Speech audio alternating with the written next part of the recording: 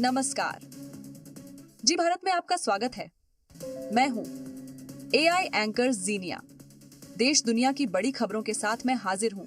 सबसे पहले बात, विशेष राज्य के दर्जे की आस लगाए बिहार को उस समय बड़ा झटका लगा जब केंद्रीय मंत्री पंकज चौधरी ने साफ कर दिया कि बिहार को विशेष राज्य का दर्जा नहीं दिया जा सकता। तो क्या बिहार के 13 करोड़ लोगों का सपना चकनाचूर हो गया? क्योंकि केंद्रीय मंत्री पंकज चौधरी ने विशेष राज्य के दर्जे को लेकर जो बयान दिया है वो कुछ इसी ओर इशारा करता है। उन्होंने साफ कहा कि मौजूदा प्रावधानों के तहत बिहार को विशेष राज्य का दर्जा नहीं दिया जा सकता।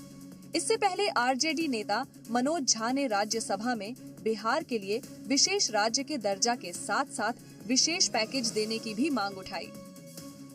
उत्तराखंड के मुख्यमंत्री पुष्कर सिंह धामी ने राज्य में समान नागरिक संहिता लागू करने की तैयारियों के संबंध में अहम बैठक ली। इस बैठक में सीएम धामी ने लागू यूसीसी करने वाली प्रक्रियाओं और नियमों को समयबद्ध तरीके से पूरा करने के भी निर्देश दिए। उत्तराखंड में समान नागरिक संहिता के नियम तैयार किए जा रहे हैं। मुख्यमंत्री पुष्कर सिंह धामी ने यूसीसी को लागू करने के लिए समिति से नियमावली को जल्द से जल्द अंतिम रूप देने के निर्देश दिए हैं। मुख्यमंत्री पुष्कर सिंह धामी ने राज्य में यूसीसी लागू करने की तैयारियों पर एक अहम बैठक भी की। इस बैठक में धामी ने स्पष्ट किया कि राज्य में समान नागरिक संहिता लागू करने के लिए सभी संबंधित प्रक्रियाओं और नियमों को समयबद्ध तरीके से तैयार किया जाए। यूसीसी लागू करने के लिए क्षमता विकास और प्रशिक्षण के लिए बनाई गई उप समिति 30 सितंबर 2024 तक अपनी रिपोर्ट सौंपेगी। मुख्यमंत्री ने कहा कि यूसीसी के तहत संचालित होने वाली प्रक्रियाओं को जल्दी से अंतिम रूप देने के साथ साथ इसे लागू करने के लिए आवश्यक कदम उठाए जाएं। यह पहले राज्य में कानून की समानता और न्याय को सुनिश्चित करने की दिशा में एक अहम कदम साबित होगा। नेम प्लेट को लेकर सुप्रीम कोर्ट के फैसले का असर यूपी के कई जिलों में दिखने लगा है। फैसले आते ही सभी कावड़ मार्गों पर दुकानदारों ने नेम प्लेट हटानी शुरू कर दी है। कावड़ यात्रा नेम प्लेट को लेकर माननीय सुप्रीम कोर्ट का फैसला आने के तुरंत बाद से ही दुकानदारों ने उसका पालन करना शुरू कर दिया। दुकानों से नाम के पर्चे हटने लगे और कई दुकानदार जिनके अंदर इस बात का डर था कि उनके व्यवसाय को नुकसान पहुंचेगा, वो इसे लेकर खुश दिखाई दिए। लेकिन इस याचिका को लेकर शुरू से राजनीति हावी रही। बीजेपी का कहना है कि कोर्ट में इसके खिलाफ याचिका देने वाले विपक्ष के लोग हैं। ये पूरी कहानी मुजफ्फरनगर से शुरू हुई, जहां प्रशासन ने रेस्टोरेंट और ढाबों के आगे मालिक का सही नाम लगाने का निर्देश जारी किया। इसके बाद अलग अलग शहरों में इस तरह की कार्रवाई दिखाई देने लगी थी। यूपी के वाराणसी में गंगा जमुनी तहजीब की अनोखी तस्वीर देखने को मिली। सावन के पहले सोमवार के मौके पर काशी विश्वनाथ मंदिर में दर्शन करने पहुंचे श्रद्धालुओं का फूलों से स्वागत किया गया। यूपी के वाराणसी में कावड़ियों का ये स्वागत मुस्लिम समुदाय से जुड़े लोगों ने किया। इसके लिए मुस्लिम समुदाय के लोग फूल लेकर वहां खड़े दिखाई दिए। इस दौरान जो भी श्रद्धालु मंदिर में दर्शन के लिए जाता दिखाई दिया, उन पर फूलों की बारिश कर उनका स्वागत किया। इस दौरान कुछ लोग गुलाब की पंखुड़ियां लिए हुए दिखाई दिए तो कुछ लोग अपने हाथों में तिरंगा लेकर चल रहे थे। ये पहली मर्तबा नहीं है जब वहां मुस्लिम समुदाय के लोगों ने श्रद्धालुओं का फूलों से स्वागत किया हो। बीते कई सालों से काशी में सावन के सोमवार को ऐसी तस्वीर देखने को मिलती है। देश में फिर से किसान आंदोलन की आहट सुनाई देने लगी है। किसान संगठनों की ओर से 15 अगस्त के दिन ट्रैक्टर मार्च का ऐलान किया गया है। इसके साथ ही किसान नेताओं ने पूरा कार्यक्रम भी जारी कर दिया है। किसान संगठनों की ओर से एक बार फिर से आंदोलन छेड़ने का ऐलान किया गया है।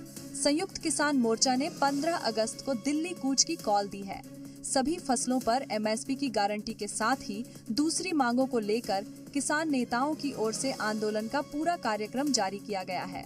किसान संगठनों की ओर से यह कहा गया कि 1 अगस्त को केंद्र सरकार की अर्थी जलाकर विरोध प्रदर्शन करेंगे। हर जिले के मुख्यालय पर किसान प्रदर्शन करेंगे। वहीं कांग्रेस ने स्वामीनाथन आयोग की सिफारिशों के मुताबिक न्यूनतम समर्थन मूल्य की कानूनी गारंटी की घोषणा करने की मांग की है। अकाली दल ने भी किसानों के साथ खड़े रहने की बात दोहराई है। अब सरकारी कर्मचारी भी राष्ट्रीय स्वयंसेवक संघ के कार्यक्रमों में शामिल हो सकेंगे।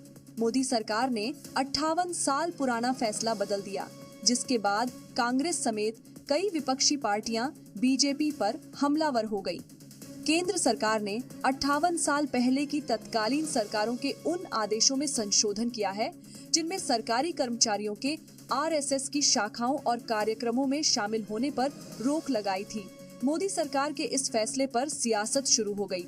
आरएसएस ने सरकार के इस फैसले का स्वागत किया, तो वहीं एआईएमआईएम अध्यक्ष असदुद्दीन ओवैसी ने केंद्र सरकार के फैसले का विरोध करते हुए आरएसएस पर हमला बोला।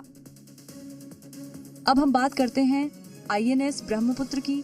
अचानक ऐसा क्या हो गया कि नेवी का ये वॉरशिप समंदर में डूब गया? आईएनएस ब्रह्मपुत्र का आधा हिस्सा समंदर में डूबा हुआ है, लेकिन एक तरफ झुके हिस्से को सीधा करने की तमाम कोशिशें की गई, लेकिन अब तक इसे सीधा नहीं किया सका। जानकारी के मुताबिक भारतीय नौसेना के इस युद्धपोत में रविवार को आग लग गई थी। आग लगते ही पूरा वॉरशिप धू धू कर जल उठा। नौसेना के अधिकारियों के मुताबिक ये वॉरशिप मुंबई के नेवी डॉकयार्ड पर मेंटेनेंस के लिए रखा गया था। नौसेना की ओर से जारी बयान में कहा गया कि इस हादसे के बाद से एक जूनियर नाविक लापता है और बचाव दल उसकी तलाश में जुटी है। इसके बाद रक्षा मंत्रालय की तरफ से एक्स पर पोस्ट किया गया, जिसमें कहा गया है कि नौसेना प्रमुख एडमिरल दिनेश के त्रिपाठी ने रक्षा मंत्री राजनाथ सिंह को भारतीय नौसेना के जहाज ब्रह्मपुत्र में आग लगने की घटना और इस घटना से हुए नुकसान से अवगत कराया है। रक्षा मंत्री ने लापता नाविक की सुरक्षा के लिए प्रार्थना की है। इससे पहले 19 जुलाई को गोवा के तट के पास मर्चेंट नेवी के शिप में आग लगी थी।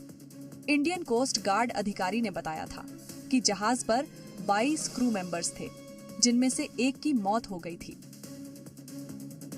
अफगानिस्तान की तालिबानी सरकार ने पाकिस्तान को बड़ा झटका दिया। तालिबानी सरकार ने पाकिस्तान के कब्जे वाले कश्मीर के दावे को मानने से इनकार कर दिया और भारत के दावे पर मुहर लगा दी।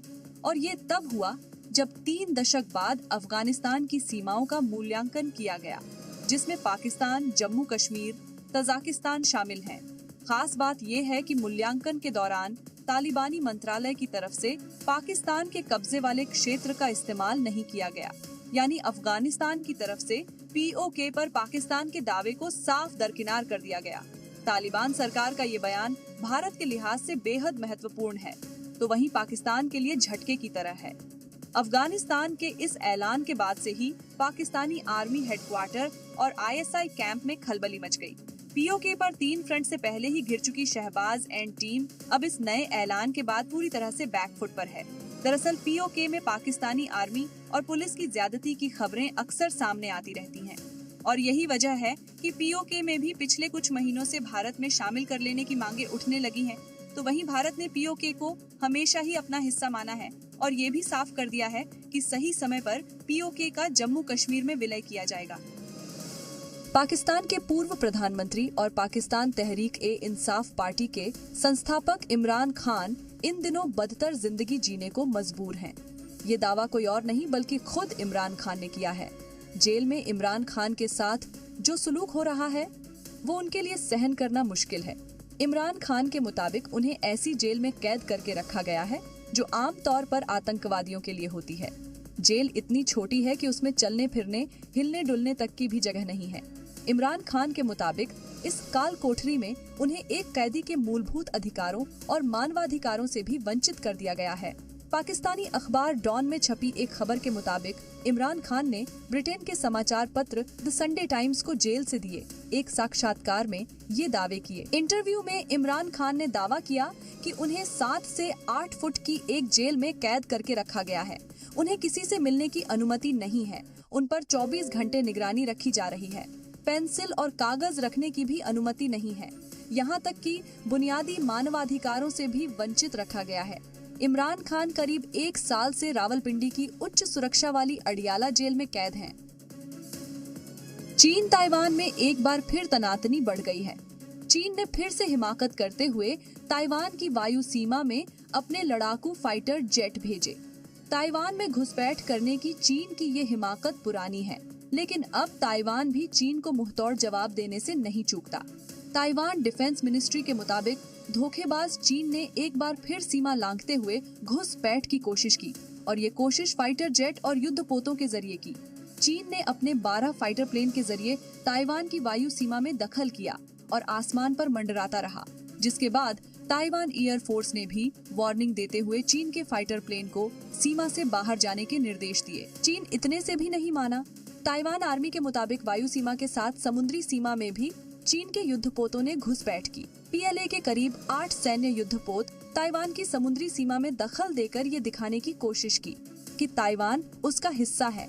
चीन की लगातार इस हिमाकत का जवाब देने के लिए अब ताइवान भी जल्द मिलिट्री ड्रिल शुरू करने वाला है, ताकि चीन की इस एक्शन का एक्शन के साथ जवाब दिया जा सके। मैं यानी AI एंकर जीनिया आपको नए अंदाज में इसी तरह ताज़ा तरीन खबरों से रूबरू कराती रहूंगी। आप देखते रहिए जी भारत।